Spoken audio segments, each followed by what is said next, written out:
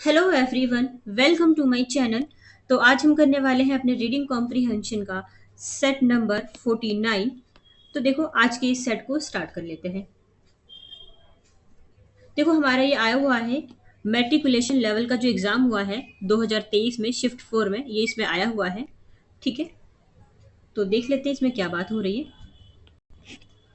Fine motor skills development allows children to execute vital tasks such as feeding themselves, writing, zipping their garments and more. तो यहाँ पे ना एक term आया है फाइन मोटर स्किल्स। ठीक है, तो बेसिकली देखो, मैं पहले आपको इसका मतलब बता दूं। फाइन मोटर स्किल्स ये बच्चों में होता है। बच्चों में जब वो बच्चे न्यू बॉर्न होते हैं तब से लेकर उनकी 5-6 साल तक या 7 साल तक जो भी एक्टिविटीज़ वो कर रहे होते हैं, जिस तरह से उनमें ये सारी चीज़ें ग्रो होती है, उन चीज़ों को सीखते हैं, तो इन सारी ही स्किल्स को, इन सारी ही एक्टिविटीज़ को फाइन मोटर स्किल्स कहते हैं। ठीक है, तो बेसिकली ये फाइन मोटर स्किल्स बच्चों के लिए यूज़ होता है। ठीक है, अब देखो इसमें देखते हैं। देखो, बात हो रही है इसमें कि फाइन मोटर स्किल्स में जो बच्चों का जो डेवलपमेंट होता है ना, वो क्या करते हैं, कुछ वाइटल टास्क सीखते हैं इस स्किल्स में। ठीक है, जैसे कि फीड इन देमसेल्फ, आप बच्चों को कुछ दोगे तो वो खा लेते हैं उस चीज़ को। कुछ कुछ लिखना सीखते हैं वो। जिपिंग देयर गारमेंट्स, छोटे बच्चे जो होते हैं, मतलब आप उनको कुछ कुछ चीज़ें सिखाओगे, तो जैसे अपनी जिपिंग को लगाना, और इसके अलावा और भी चीज़ें जैसे खाना पीना, खेलना, उठना कूदना, ये सारे क्या हो जाते हैं, फाइन मोटर स्किल्स हो जाते हैं। ठीक है, तो बेसिकली बच्चे इसमें ये सारी चीज़ें सीखते हैं। Small muscles that govern the hand, finger and thumbs are used in fine motor activities. Fine motor activities में ना बेसिकली क्या होता है, बच्चा ना अपना हैंड यूज करता है, अपने फिंगर्स, छोटे छोटे जो उसके फिंगर्स होते हैं उसको यूज करता है, अपने थम्स को यूज करता है, अंगूठे को। ठीक है, fine motor abilities assist youngsters in doing crucial tasks such as self-feeding, handling object and writing.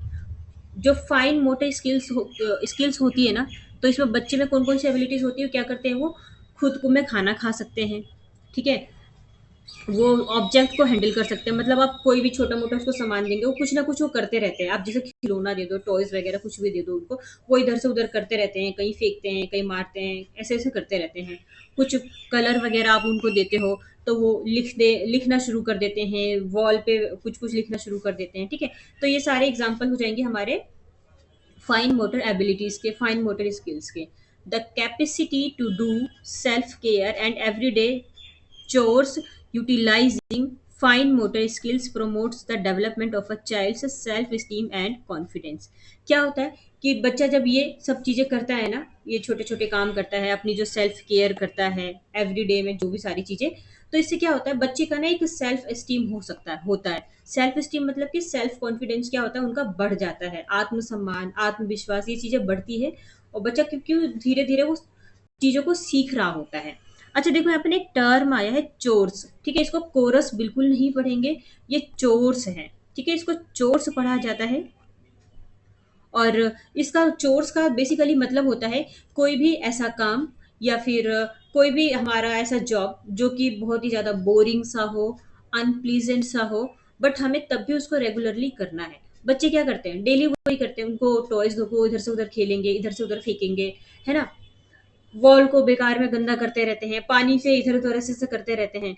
तो क्या है, वो एक ही जैसे सेम सेम सेम एक्टिविटीज करते रहते हैं। ठीक है, पर एक टाइम बाद क्या होता है, उनको एक सेल्फ कॉन्फिडेंस आ जाता है, वो क्योंकि वो चीजों को सीख रहे होते हैं, क्योंकि छोटे से बड़े की तरफ आ रहे होते हैं। ठीक है, तो चोर्स वर्ड का जो ये मीनिंग है ये याद रखेंगे। ठीक है, नेक्स्ट चलते हैं।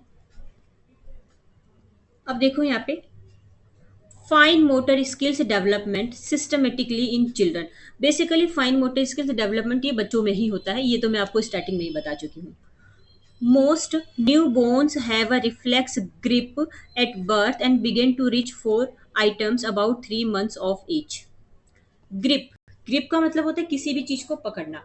क्या होता है, जो भी न्यू बोर्न बेबी होते हैं ना, उनमें एक ऐसी चीज होती है, वो किसी भी चीज को ना वो बर्थ से ही पकड़ने की कोशिश करते हैं। आपने देखा होगा छोटे बच्चे होते हैं, आप उनको अपनी फिंगर देंगे ना, वो कस के पकड़ लेंगे, या तो कस के पकड़ लेंगे, या तो फिर वो क्या करेंगे, अपने डायरेक्टली आपकी फिंगर को अपने मुंह में डालने की कोशिश करेंगे, या आपकी फिंगर को काटने की कोशिश करेंगे। तो ये इनमें शुरू से होता है, क्योंकि वो धीरे धीरे सीख रहे होते हैं।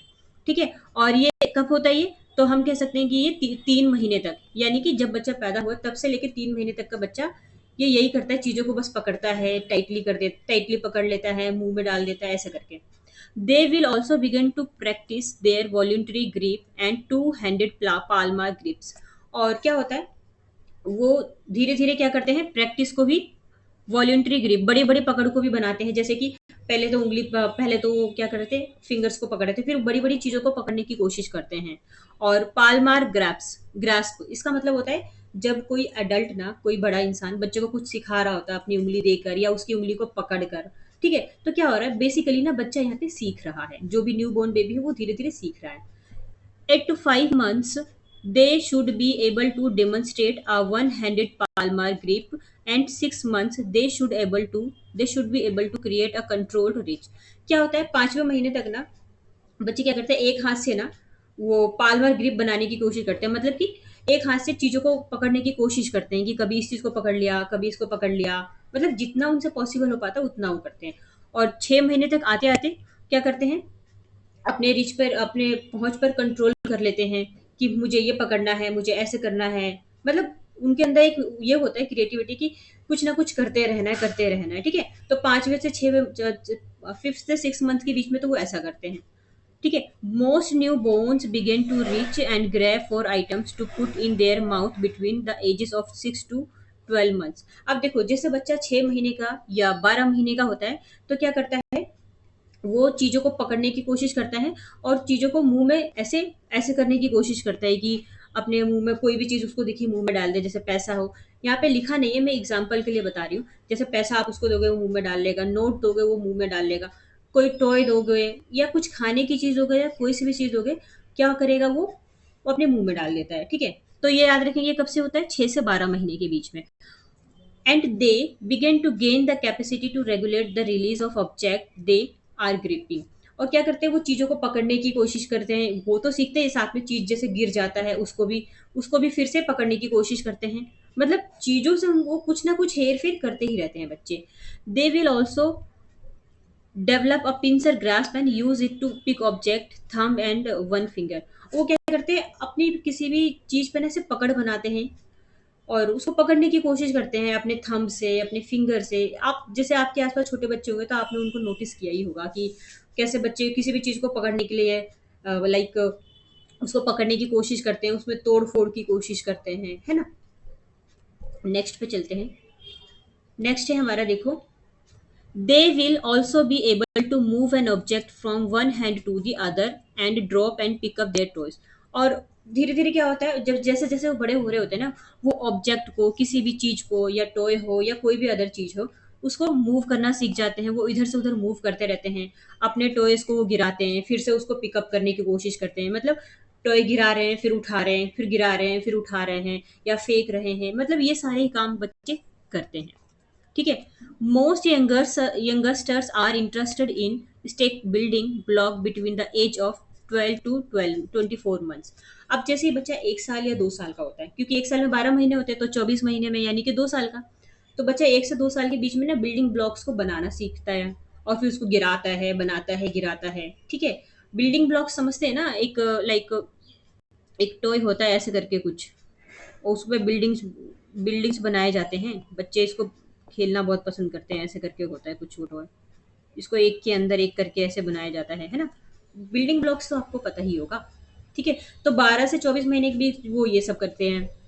दे will also practice putting rings on stick and putting PACS on pack board. एक पैक बोर्ड होता है, उस पर पैक्स, लाइक पैक बोर्ड हम कह सकते हैं कि एक एक ऐसा लाइक चार्ट चार्ट टाइप का होता है, जिसमें कि क्या करते हैं बच्चे, कलर्स वगैरह करते हैं या कलर्स वगैरह ऐसे टांग देते हैं, कुछ मतलब हम कह सकते हैं रिलेटेड टू टॉय ही होता है। तो बच्चे ये सारी चीजें करना शुरू कर देते हैं और अपने पेजेस को ऐसे पलटाना शुरू कर देते हैं। जैसे उनके पास जो भी बुक्स होंगी, कॉपीज होंगी छोटे छोटे, उनको क्या करते हैं, इधर से उधर पलटाते रहते हैं। अच्छा, मैं आपको ना यहाँ पे एक एडिशनल चीज बता के ये चलूँ कि देखो, ये आपका पैसेज तो आया हुआ है एग्जाम में, ठीक है, बट एग्जाम के अलावा भी ना आप इससे काफी चीजें सीख सीख सकते हैं। देखो, एग्जाम तो सभी को क्लियर करना है, और एक देखो एग्जाम तो एक ना एक दिन क्लियर हो जाएगा, अब क्लियर नहीं भी हुआ पर शादी तो सबकी होगी ना। शादी होंगी तो देखो बच्चे भी होंगे। तो क्या होगा कि अगर आपको ये सारी चीजें पहले से पता होगी, तो इन फ्यूचर कभी जब आपके बच्चे होते हैं, या फिर आपकी बहन के या आपके घर में किसी के भी मतलब बच्चे होते हैं, तो आप उनमें ये सारे चेंजेस देख पाएंगे। यानी कि ये अब आपकी लाइफ के लिए एक अच्छा लेसन है कि आप यहाँ से कुछ सीख पा रहे हैं पहले से, कि अच्छा ऐसा ऐसा होता है, बच्चों का भी एक प्रोसेस होता है, वो धीरे धीरे सीखते हैं, है ना। तो दोनों ही पॉइंट ऑफ व्यू से इंपॉर्टेंट है आपके लिए, ठीक है। They can also begin to draw and paint with their entire and arm movement, moving their hands and producing strokes and feed themselves with little to no help. अब क्या करते हैं, वो चीज़ों को ना कलर से ड्रॉ करना शुरू कर देते हैं, पेंट करना सीख जाते हैं, ठीक है। अपना पूरा आर्म मूवमेंट मतलब पूरा हाथ चलाते हैं, ऐसे आपने देखा होगा। वो वॉल पे क्या करते हैं, पूरा हाथ चला के ऐसे पूरे हाथ से कलर कर रहे होते हैं, कुछ बना रहे होते हैं, या फिर उसे सर्कल कर रहे होते हैं। अपने हाथ को इस तरह से मूव करते हैं ना, मतलब हर चीज को उनको अच्छे से चाहिए होता है, वो कुछ ना कुछ मतलब करते ही रहते हैं। Feed themselves with little to no help, और किसी की हेल्प नहीं लेते, खुद में ही लगे रहते हैं। आप उनको कोई नोटबुक दे दो और एक कलर दे दो, वो पूरे नोटबुक पे कलर करके ना उस नोटबुक की हालत खराब कर देते हैं, है ना। तो बच्चे क्या करते हैं, ये सारे एक्टिविटीज के थ्रू वो सीख रहे होते हैं कुछ कुछ, ठीक है। Toddlers at the age of 2 can begin to string big beads, turn single pages, cut with scissors, and handle crayons with their thumbs and fingers instead of their fist. अब यहाँ पे देखो बात हो रही है टोडलर्स क्या होते हैं। तो टोडलर्स एक ऐसे बच्चे होते हैं जिन्होंने अभी भी चलना सीखा है। देखो हमने अभी यहाँ से पढ़ा कि न्यू बॉर्न बेबी, फिर 3 महीने का, फिर 5 महीने का, फिर 6 महीने का, फिर 6 से 12 महीने का, फिर 12 से 24 महीने का, ठीक है। अब वो टाइम आ गया कि बच्चा चलने भी लग गया है। तो जब वो बच्चा चलने लग जाता है ना, तो क्या करता है वो बिग बीट्स को बनाना शुरू कर देता है, ठीक है। और पेजेस को ऐसे ऐसे पलटना शुरू कर देता है, सीजर्स को यूज करने लग जाता है, सीजर से छोटी छोटी चीजें कट करना, क्रेयॉन्स करना, क्रेयॉन्स मतलब कलर वगैरह का यूज करके कुछ कुछ बनाना। और अपना थंब यूज करता है, फिंगर यूज करता है, क्योंकि जब वो छोटा होता है ना, तो वो अपने फिस्ट को यूज कर रहा होता है। बट अब वो फिंगर्स को, थंब को प्रॉपरली यूज कर पा रहा है, कलर्स को चला पा रहा है, कलर्स पर उसकी ना एक पकड़ बनी हुई है, ठीक है। नेक्स्ट पे चल लेते हैं। अच्छा देखो यहाँ पे आपको देख के लगेगा फाइन मोटर स्किल्स में क्या क्या हो सकता है। देखो ये बच्चे कलर्स कर रहे हैं ना, मैंने अभी आपको बताया था। और हाँ इधर देखो, ये बच्चे यहाँ पे कुछ कुछ कर रहे हैं, कलर्स का यूज़ कर रहे हैं, क्रेयॉन्स वगैरह, और ये फिश बना रहे हैं यहाँ पे देखो। ये सीजर्स का यूज़ कर रहे हैं, यहाँ पे देखो ये कर रहे हैं। ये देखो छोटे बच्चे कैसी कैसी हरकत कर रहे हैं, यहाँ पे ये बना रहे हैं ये। यहाँ पे देखो ये सारी चीज़ें मतलब देख सकते हैं आप। नेक्स्ट पे चलते हैं। They will also be able to use only one hand for most tasks and begin to paint with their wrist, forming dots, lines and circular strokes. अब क्या होता है, धीरे धीरे वो ये भी सीख जाते हैं कि किस तरह से उनको अपना काम शुरू करना है। मोस्ट ऑफ जो काम है ना, वो अपने एक हाथ से शुरू करने लग जाते हैं, ठीक है। पेंट करना सीख जाते हैं, अपनी कलाई का यूज़ करना सीख जाते हैं, और डॉट्स वगैरह से लाइंस वगैरह ये सब मतलब ड्रॉ करना सीख जाते हैं। सर्कुलर स्टॉक्स में जैसे कुछ इस तरह से करना, उसमें कलर करना, मतलब ये छोटा छोटा काम जो बच्चे करते ही रहते हैं। Your youngsters will also be able to eat consistently and without help. अब जैसे यंगस्टर ये बच्चे बड़े हो रहे हैं ना, एक ऐसा टाइम भी आता है कि वो बिना हेल्प के अपना खाना खुद ही खा पाएंगे, है ना। Most youngsters will be able to cut along and dotted lines on paper by the age of 4. अब 4 साल तक आते आते, अभी तक हमने सारी एजेस का पढ़ा, अब 4 साल तक आते आते वो क्या करते हैं, जब बच्चे बड़े होते हैं, डॉटेड लाइंस को जो पेपर पे होते हैं उसको मतलब डॉटेड लाइंस वगैरह के साथ काम करना शुरू कर देते हैं। एबल होते हैं इन सब काम को करने के लिए, है ना। They will be able to draw a cross and square shape and write their name and the numbers 1 to 5। अब जैसे जैसे और बड़े होते हैं क्या होते हैं, वो स्क्वायर की शेप वगैरह जानने लग जाते हैं। मतलब बच्चे धीरे धीरे जो भी सीख रहे होते हैं, स्क्वायर शेप हो गया, जैसा हम उसको सिखा रहे होते हैं, ये सब चीज़ें सीखने लग जाते हैं। उनका नाम, कौन सा कलर, ये सीखने लग जाते हैं।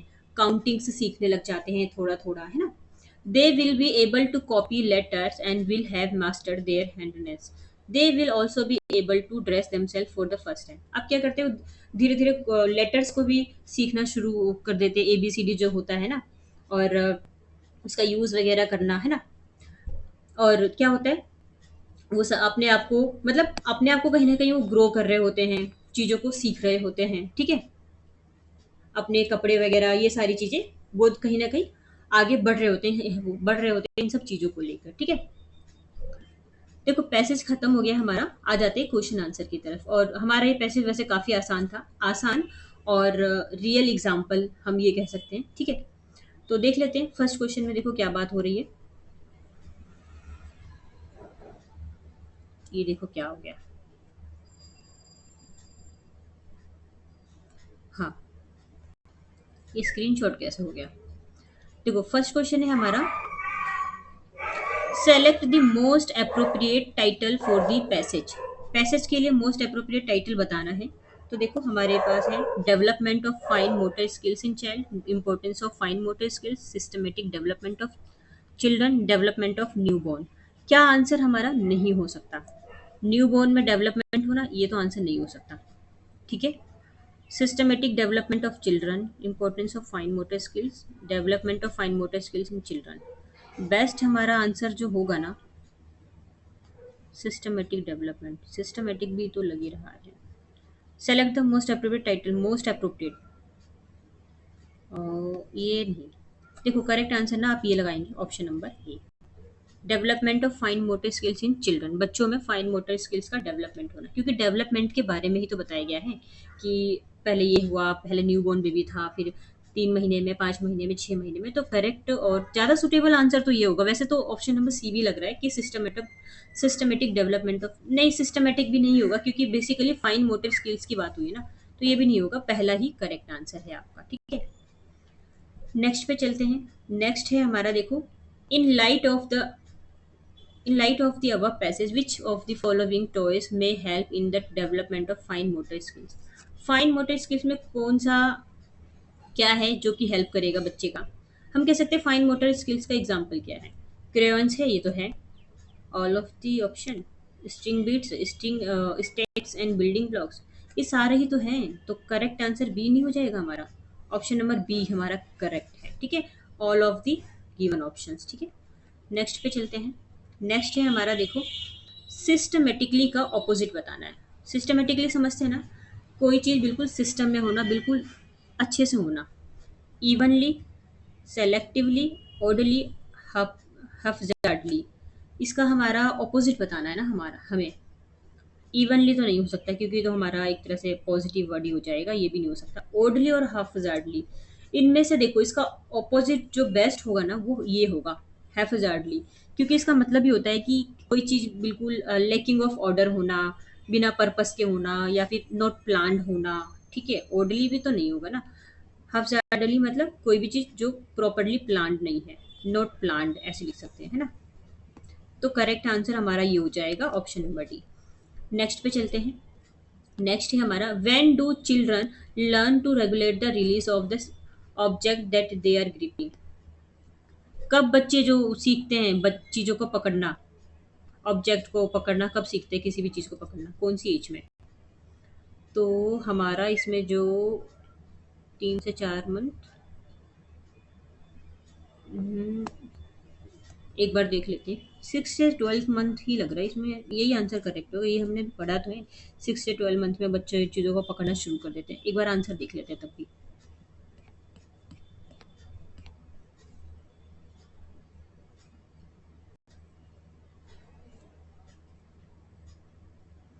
लिखा है ना यहाँ पे, begin to grab for items to put in their mouth, 6 to 12 month,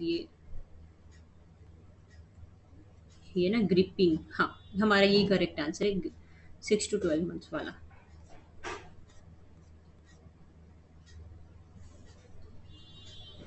next पे चले। नेक्स्ट है हमारा, देखो, when do children get interested in playing with building blocks. Building blocks के साथ खेलने में बच्चे कौन सी एज में इंटरेस्टेड होते हैं। तो इसका करेक्ट आंसर 0 से 6 मंथ तो नहीं होगा। इसका करेक्ट आंसर ना, देखो यहाँ देख लेते हैं, 12 से 24 मंथ ही लग रहा है क्योंकि हमने अभी पढ़ा तो था इसको 12 से 24 मंथ। ये देख लेते हैं। बिल्डिंग ब्लॉक्स, देखो ये टर्म आ गया यहाँ पे, बिल्डिंग ब्लॉक्स 12 से 24 महीने, तो यही करेक्ट आंसर है हमारा, ठीक है। तो हमारा ये करेक्ट आंसर हो जाएगा। ठीक है, नेक्स्ट पे चल लेते हैं। नेक्स्ट है हमारा, when do children get interested in playing with building blocks. अच्छा यही तो था, 12 से 24 महीने, दो बार तो नहीं आ गया ना। अच्छा, सही था, मैंने सही बताया है। फोर्थ का आंसर है हमारा 6 से 12 महीने, डी हो जाएगा फोर्थ का। और फिफ्थ का हमारा हो जाएगा 12 से 24 महीने। ठीक है, ये करेक्ट हो जाएगा। नेक्स्ट पे चले। अच्छा देखो, वोकेबलरी देख लेते हैं। फाइन मोटर स्किल्स, इसका मतलब होता है बच्चे को जो भी सिखाया जाता है छोटी सी एज में, small muscles, hands and wrist, ये तो मैं बता ही चुकी हूँ। चोर्स, चोर्स ये इंपॉर्टेंट है। चोर्स का मतलब होता है कोई भी ऐसा जॉब या कोई भी ऐसा काम जिस जो कि बहुत बोरिंग हो, अनप्लीजेंट सा, पर तब भी हमें करना पड़ रहा है। एक एग्जांपल लूँ, स्कूल ले सकती हूँ एग्जाम्पल में, क्योंकि ज़रूरी नहीं है ना हर बच्चे को स्कूल जाना अच्छा लगे। किसी बच्चे को ये भी लग सकता है ना कि यार स्कूल जाने के लिए सुबह उठो, डेली रेडी हो, तो उसके लिए ये एक चोर्स वाला काम हो सकता है। चोर्स मतलब बोरिंग सा उबाऊ काम हो सकता है। चोर्स का मतलब चोर नहीं समझना है आपको। चोर्स मतलब कोई भी उबाऊ काम जिसको हम कर करके उस काम को थक गए हो। ठीक है, सेल्फ स्टीम, आत्मसम्मान, आत्मविश्वास, है ना। Belief and confidence in your on ability and value. ठीक है, अब नेक्स्ट है ग्रिप। ग्रिप मतलब किसी भी चीज़ को पकड़ना, किसी भी चीज़ पे पकड़ बनाना। ठीक है, नेक्स्ट है हमारा देखो, पालमार ग्रास्प। तो पालमार ग्रास्प का मतलब होता है जब भी हमें कोई एडल्ट ना हमारे फिंगर को पकड़ के हमें कुछ सिखा रहा होता है, मतलब कि बच्ची को सिखा रहा होता है ना, तो उसको हम कहते हैं पालमार ग्रास्प। टोडलर, जो ऐसा बच्चा जिसने कि अभी बस चलना ही सीखा हो। A young child who has only just learn to walk.